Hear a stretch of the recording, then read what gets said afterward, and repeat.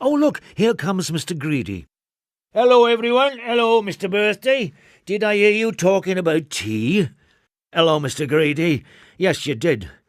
I've just received an invitation to tea from Mr. Fussy. Oh, so did I. I just bumped into Mr. Stamp, the postman, and I was asking him if he had eaten his sandwiches that he carries for his lunch, because I am so hungry and I fancied a sandwich or 12. Anyway, no sandwiches, but he gave me my invitation. Oh, I do hope Mr. Fussy's tea is worth dressing up for. I'll tell you what, to cheer you both up. Do you want to hear a story about one of the Mr. Men who had to be very brave when he got invited to someone's house for tea? Oh, yes, please. Very well, Mr. Birthday. What about you, Mr. Greedy? In this story, what kind of tea was it? High tea? Afternoon tea? A cup of tea? A cream tea? Or a birthday tea? Oh, I love a big birthday tea, with all those sandwiches and buns and sausage rolls and cake and jelly and ice cream and... I'm not sure what kind of tea it was, Mr. Greedy. Well, can we all say that it was a birthday tea? Very well, Mr. Greedy, if it makes you happy. Oh, yes, it does. A birthday tea. Yummy. Who is this story about? Good question, Mr. Birthday. If it is a story about someone being brave, it could only be about my good friend Mr. Brave. That's right, Mr. Birthday. So here's a story about Mr. Brave. Has anyone got a spare slice of birthday cake that I can eat while I listen to the story?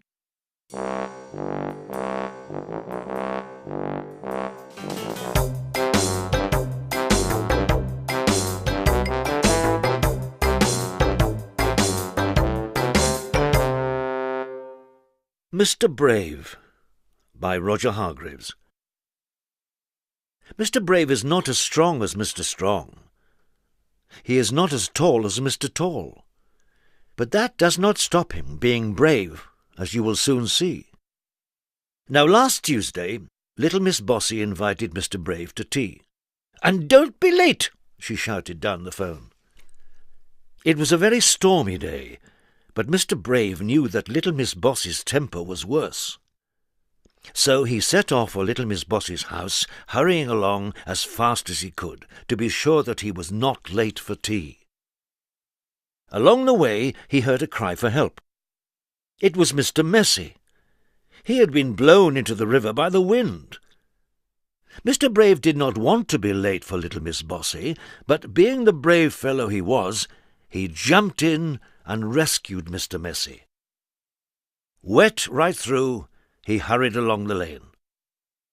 Suddenly he heard someone sobbing loudly. Who could it be? It was little Miss Somersault. She was balancing on a tightrope tied between two tall trees. "Oh, Mr. Brave, I'm so lonely," she sobbed. "Nobody will come and play on my tightrope. They are all too frightened of heights. You're so brave. Won't you come and join me?" Mr. Brave looked up at little Miss Somersault.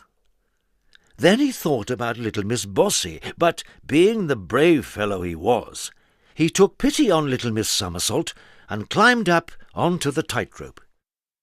They chatted away happily for a while, until Mr. Brave happened to look down.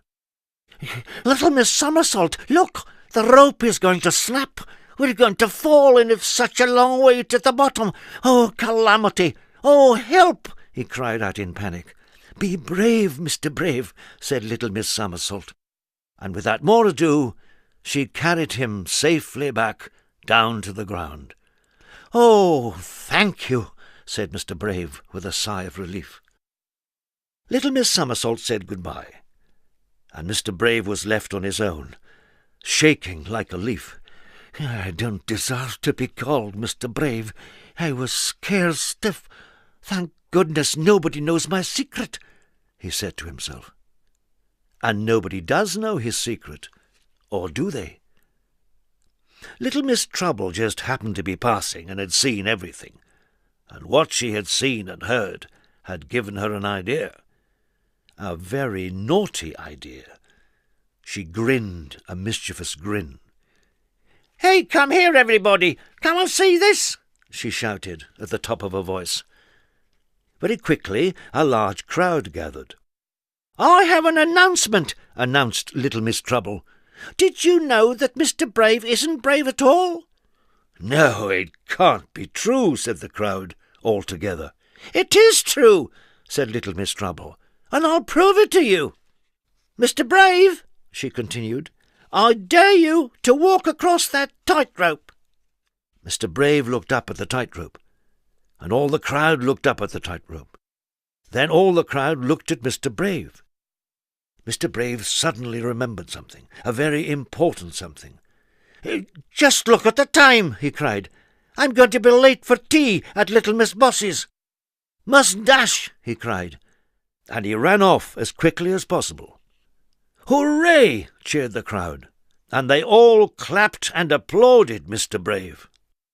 Little Miss Trouble looked puzzled. "Why are you all cheering him?" she cried. "He ran away. He isn't brave at all." "Oh, yes, he is," they all shouted. "Would you turn up late for tea at Little Miss Boss's house?" Little Miss Trouble thought for a moment. "Gosh, he is brave after all," she said in awe.